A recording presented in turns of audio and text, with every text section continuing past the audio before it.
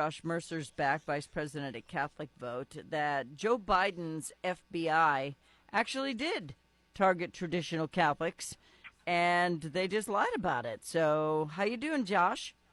I'm doing great, but yeah, I mean, this has been quite a journey, and oh my goodness. If you'll remember, former FBI Director Christopher Wray had testified before Congress about this, and his whole point with this, that he made it seem like it was just kind of a one and done, one off. He said, quote, because we blew the whistle on the whole Richmond memo, and he said he described that memo as a single product by a single field office.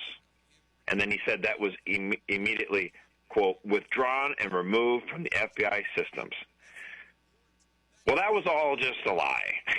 I mean, we had discovered that, in fact, it didn't just, this memo that was written saying that the FBI was worried and concerned about traditionalist Catholics and that they were going to start spying on them, that they had core concepts that were radical, and they were comparing it to, like, white supremacists or Islamist ideologies and stuff like that. So, they made it seem like it was just this one office, at one FBI office in Richmond, Virginia, that was way crazy, and no one else believed that. I mean, it was just, nothing to see here, no big deal. Well, in our research, in our FOIA request, we found out that, in fact, 3 other FBI offices in Los Angeles, Milwaukee, and I'm forgetting the other one, were also implicated and had also received this memo. Portland, Louisville, and Los Angeles. And so we said, hey, this is a problem. And we asked the FBI for more information on the document, what led to it, why did they think, what work product led them to think traditionalist Catholics were any kind of concern at all? What the heck? And they stonewalled us. They said, no, we're not entitled to these records. And so we sued them in court, and they eventually sent us tons and tons of documents. But these documents were so heavily redacted, we could never figure out what the heck they were. So we are so thankful that Senator Grassley of Iowa, who's chairman of the Judiciary Committee there, that he's been on this case, and he was able to access documents that, to us, we got these documents, but they were so redacted we couldn't tell what was going on. Right. So he released these memos to a reporter, and he showed it, and in fact, that this Richmond memo that was talking about how Catholics are radical traditionalists, and that we need to watch out for them. They're racist, they're white supremacists, all that kind of stuff. Not just one office. It was distributed to more than 1,000 employees in the FBI field offices all across the country, and they in fact produced 13 additional documents, 5 other attachments that all used anti-Catholic terminology, according to Senator Grassley, and I agree with him. And they relied on information from the radical far-left organization called the Southern Poverty Law Center.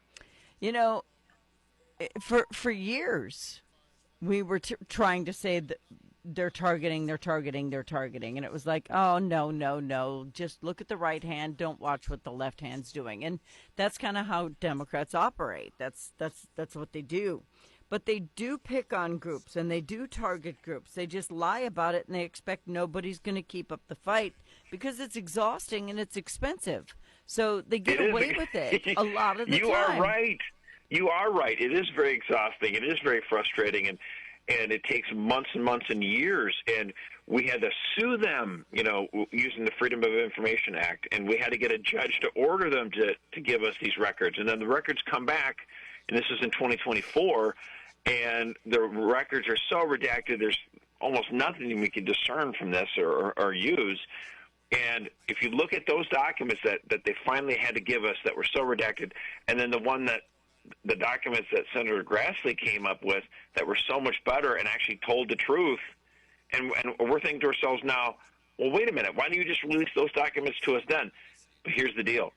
Here's the reason I think they perhaps didn't do that, is because they didn't want it to get out before the presidential election. Right. Well, there's a lot of things they didn't want to get out before the presidential election, including the fact that there was a a vacancy sign on the president's head. But it's. I mean, there was a lot of stuff they didn't want to get out, but it's out now, and now we know. So, what were they doing to the Catholics? What were they doing? I mean, I know they were going after you guys for every single little tidbit of things that they could come up with. Well, I mean, it really is sad that, we have our federal government, law enforcement agencies, who are thinking that people who go to the Latin Mass are somehow associated with white supremacy or racism, all that kind of stuff. So that's absolutely repugnant, just for starters. The FBI also, had done this work product, and they were basically told by the Biden administration that, we need to look into this. If you'll remember, President Biden had said the number one terrorist threat, was actually, white supremacy, which is like, what? Like, we have 15, 20 million illegal immigrants flooding the country. We obviously have had a problem in the last 25 years with, a fundamentalist Islamist terrorism stuff.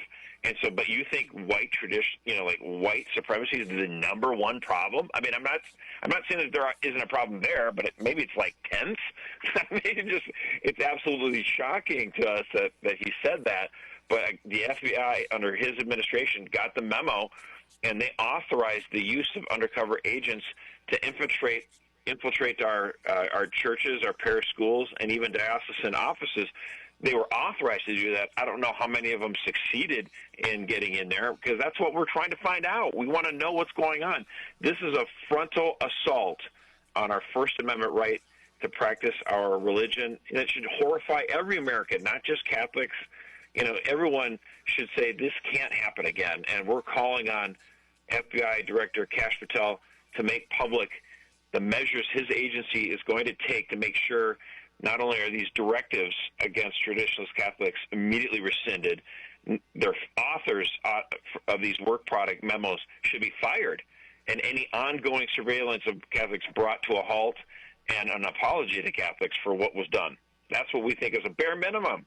Yeah, bare minimum. And the fact that they're targeting one religion over any other, I think they might have started with the wrong one, just to be honest. But, they shouldn't be doing this at all. We have freedom of religion, not freedom from it in this country. And the fact that they were targeting Catholics, I think we're owed some sort of compensation. Maybe you should call Morgan & Morgan. I don't know. But Josh Mercer is vice president at Catholic Vote. Where do they learn more about this? Well, I invite people to go to CatholicVote.org, sign up for our free email newsletter, The Loop. I know a lot of people enjoy it. 500,000 Catholics read it every day. We'll keep you up to speed on all these issues that the mainstream media just don't cover. We'll get you covered there. Yeah, so make sure you check it out. Josh Mercer. Thank you, sir. All right, God bless. You too. Bye-bye.